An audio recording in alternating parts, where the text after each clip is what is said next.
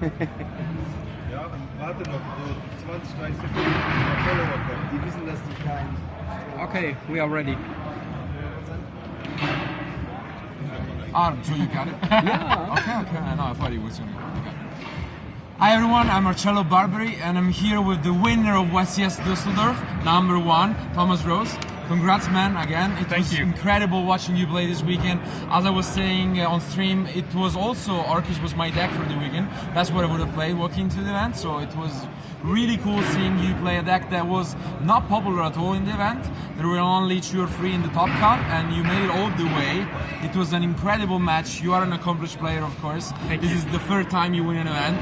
That's quite impressive. That's something I didn't do. I only won 2. So, quite kudos to you. And why don't you talk about your decision? Why did you play this deck? It's actually come from testing with my team, Team Kuribrohs. Alec first came with the deck to an event at the start of the month. We went to a regional in Cardiff, and he did incredibly with it. And like he was just telling us after that event, like, you guys have to play this. It's so good. I played Burning Abyss for my last attempt at that event, and it went quite well for me, but it just felt weak. And he was saying, no, you have to get on this deck. So after that, I've had 4 more events, regionals, since the start of February, where I've just been playing this deck. The first one I didn't do very well, and then after that I was just getting top after top, and I was like, this is just so easy. Like, there are so many cards that you can start your combos with, so I've spent the last month just perfecting the list. And I ended up with doing a similar thing to how I played YCS Liverpool, where I felt like my main deck for going first was just really strong. And I ended up putting in like half of what you'd consider side deck cards just straight into the main deck, so that even if I lose the die roll, I'm not out of game 1. Yeah, we've seen like different Orcust deck at the event, but yours was quite unique. I mean, it was 38 cards, and as you were saying, you have a lot of engines for going into the Orcust. So a lot of extended is what we said on stream. All you need is a link to. Like, as long as you have a link to, you can go for the full combo, which is quite impressive. And you have a lot of ways to get to link twos. But on top of that, you have really cool cards for going second. You mean Kaijus, Dino Wrestlers. So let's just take a look at what your deck looked like. Okay, so you say, of course, that you need to get to that link to. Yes. The most important part is that I play 10 ways to get there. So this gets you to a link 2 without even using your normal summon. Yes. This gets you to a link 2, and if you've gone second and you have a Phantasme or a Dino Wrestler on the board, you get even more tokens. Danger, yeah. Yep, or you can summon a Danger first. And this gets you to a link 2 and plays through a hand trap. And so there, those 10 cards, if I see any one of those, then I can get my full combo. And some of them, these ones in particular, are really good at playing through interaction as well. Exactly. Then we have the Orcust package. The Orcusts, I played Tomb Nightmare. You have to play the second, because if you draw the first, then you can't summon it from deck. 3 copies of Harp. If you start with the Engage, and it gets your Mermaid negated, you can normal summon this, because you haven't used your normal summon yet, and just go straight to the Galatea and continue the combo as if nothing had happened. 1 Symbol Skeleton and 1 World Wand, just for the combo. Yeah, this made your deck unique among the Orcust, since you have so many.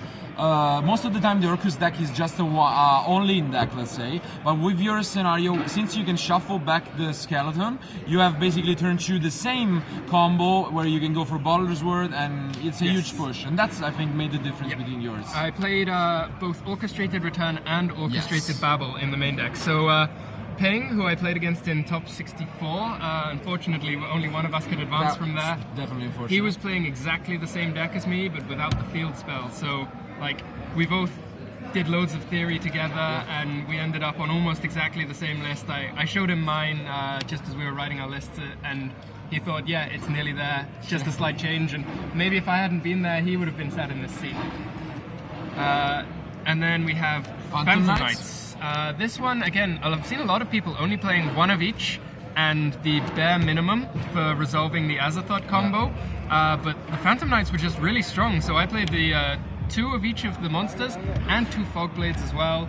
It just means that even if your plays all get shut down, you can make a Bardiche and just play Fog Blade control. Exactly. And this being able to summon back the Bardiche from the grave is ridiculous. It is, and it's also something really cool that against other Orcust deck, if you have an Ash Blossom, you can wait on the Rusty, but if you have so many Phantom Knights, it might not matter. If you outdraw this, you're still able to do the full combo anyway, most likely, depending on what you have, and I think it's worked out very well, yeah. Yeah, also being able to send the cloak and add the boots enables you to end on a decode talker if you have any extra extender. Which is a huge deal because the few outs that they have are like Twin Twister, Dino Blasters, and Decode negates all of them. Yes, as you say, any Link 2 will get you there, so Dangers help you make that Link 2. If you have a Danger to follow up a negated Neospace Connector, then you still have the full combo and you've already baited their hand trap, so I played 10 Dangers. These three are obviously the best. This is a level 4, so you have to play at least one to summon with the Jackalope from deck. It means that you don't need to get the Rusty Bardiche. And we saw in game 1 of the finals, for example, that it was a 50-50. If you would have discarded the Jackalope, you had the level 4, and that would have been like if I hadn't made so many mistakes in them. I mean, it happens though. Yeah, it was the pressure. You got it back in game 3, so you're fine with that. And then, like I was saying, like I have the strongest deck for going first. Let's main deck the cards so that it doesn't matter if I go second. And yeah, it's 10 more of that. Makes sense. So we saw how good all these cards are. Basically, these cards were either in the main deck or side deck of everyone in the top cut this weekend. They are definitely the best, and we talked about how important it is to have some big kaijus now because of Bottle's Word. Yes. It gets relevant to OTK. This one has a slight niche in that it's a dark monster, so if you draw into it later in your combo using Orchestrated Return, you could still put this over Shizuku and then just absolutely ruin the life points with the Boral Sword. So that was for the main deck. It's 48 cards, as we said. Yes. Into the extra deck, I played Boral Sword, Trispaina, Summon Sorceress, Decode. Decode was fantastic for just being that extra layer of safety. Unicorn. Unicorn was very, very strong in that if you start on a Nightmare Link 2 and you use that if you're going second as a piece of it's like to bait a negation or something, you can then bait a second negation with the Unicorn and then drop this straight down into the Mermaid and go from there. My last Link 3 was the Bardiche, obviously essential for the combo. Best card of the deck, basically. Nightmare Phoenix and Nightmare Cerberus, your two starters to go into the Nightmare Mermaid. Galatea for the combo. Space Insulator, you need this to be able to summon with tokens. Don't watch my final if you want to know how to use tokens, I'll show you how to mess it up. Kagari for the drones, and then for the Xyz monsters, I played the Azathoth and the Redoer for the combo, and I played a Breaksword. Like we already spoke about just how strong the Phantom Knight cards are. This has been putting in work. Any time that you get into sort of a more low resource game state, if you can summon a Breaksword, better still if you can summon a Breaksword in the linked zone of your Bardiche, you just get so much destruction. You get 2 destructions. And then if this ends up in your graveyard, you can banish the Fogblade to summon it on your opponent's turn, pop another card. Yeah, many synergies. And we've seen, for example, with Ping in a previous future match that if you go through the Insulator, then you get a Trisbayan on field. You also get the full Heavy Storm effect, which comes up with Kaijus, for example, in the Sky Striker matchup. Yes. So that's a huge synergy. In the side deck, I have 2 more Kaijus for playing against Sky Striker. The third copy of Ash Blossom. This was particularly because I see Salamandrate was going to be massively popular, and Artifact Sanctum was a really strong tech choice. So I felt that despite the fact that Ash Blossom isn't the strongest hand trap right now, it's kind of really mediocre. It's just so essential to have a way of not losing those games where you could be locked out immediately. I played 3 Twin Twisters for going second against Salamandrate and against Sky Striker. I played 3 Red Reboot for going second against any kind of trap deck.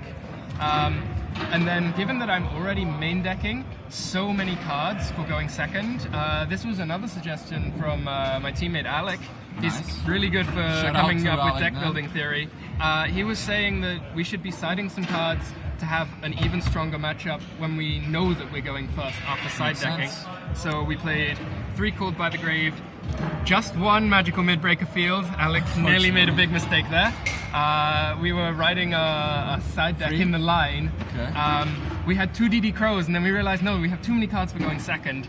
And I said, no, let's take out the Crows, put in an Order and a Midbreaker Field. Like, he said we have too many cards, and I was like, we'll go for these. And then he was standing there in silence, and he was trying to decide whether to play one of each or 2 mid-breaker. Of course, mid-breaker is limited. It's now but limited, so fortunately, he ended up on the same as me with playing the 1 and 1, but that could have been a big Nice. mistake. And the last card in the side deck is Black Ship of Corn. yes, this would have come up in the finals actually. So Jonas couldn't know that you were playing this card, but he made a fatal mistake with letting you go first because Yes. you can go through this with Summon Sorceress. If I open with any way into a Link 2 and any dark monster with 2100 or less attack, then I will go through my full combo. When I get to Summon Sorceress, I'll give them the dark monster, and then instead of Redoer, I just summon the Black Ship.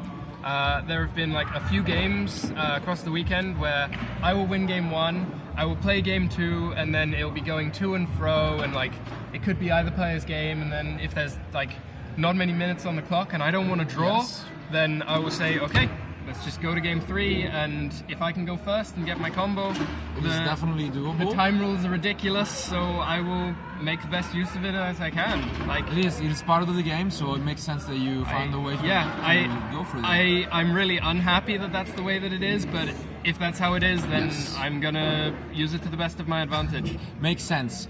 Anyway, thank you for your time. It has been incredible to watch you play and even now hear your explanation for the deck list. I'm sure you can see even more content following him and his team around on social media. So again, congratulations. It was great. This is all for the YCS Dusseldorf. So keep watching the videos on YouTube and see ya. Okay,